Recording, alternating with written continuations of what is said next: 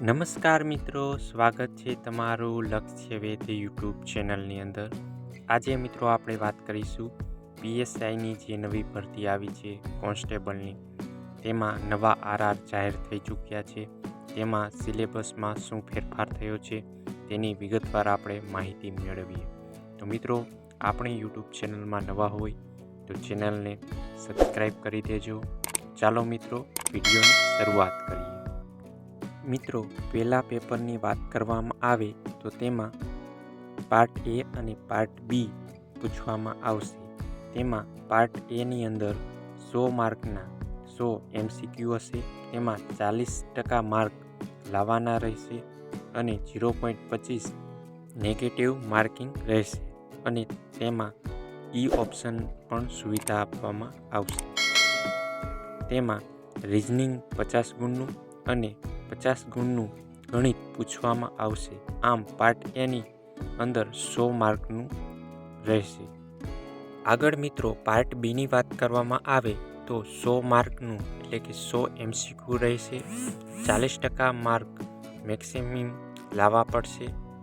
Negative marking 0.25નું રહેશે અને તેમાં પહેલું ભારતનું બંધારણ તથા જાહેર પ્રશાસન 25 ગુણનું રહેશે।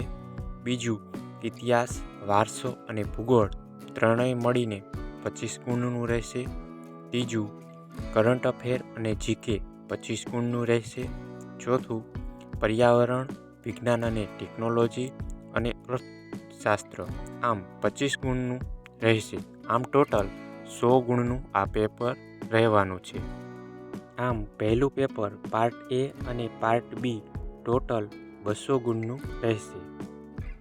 મિત્રો, પહેલું પેપર લેવા ગયા પછી તેમાં જેટલા ઉમેદવારો પાસ થયા હશે, તેને 40% માર્ક આવ્યા હશે, તેનું બીજું પેપર લેવામાં આવશે અને તે બીજા પેપરમાં ગુજરાતી અને ઇંગ્લિશ લેંગ્વેજ સ્કિલ 100 ગુણનું પેપર રહેશે અને તે 3 કલાકનો સમય રહેશે। આમ ટોટલ પેપર 1 અને પેપર 2 કુલ 300 ગુણનું રહેશે અને 6 કલાકનું આ રહેશે।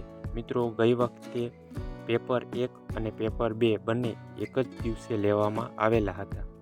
આ વખતે પણ પેપર 1 અને પેપર 2 બંને MCQ વાળું અને લખવાનું પેપર આવે તે બંને એક જ દિવસે લેવામાં આવશે।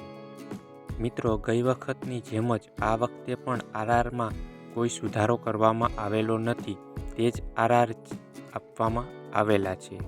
મિત્રો, તમને આ વિડીયો પસંદ આવ્યો હોય તો વિડીયોને લાઈક કરજો, તમારા મિત્રો સુધી શેર કરજો અને તૈયારી ચાલુ રાખજો। મિત્રો, આપણી યુટ્યુબ ચેનલ લક્ષ્ય વેધને સબસ્ક્રાઈબ કરવાનું ભૂલતા નહીં। મળીએ એક નવા વિડીયો સાથે। ત્યાં સુધી જય હિન્દ, જય ભારત।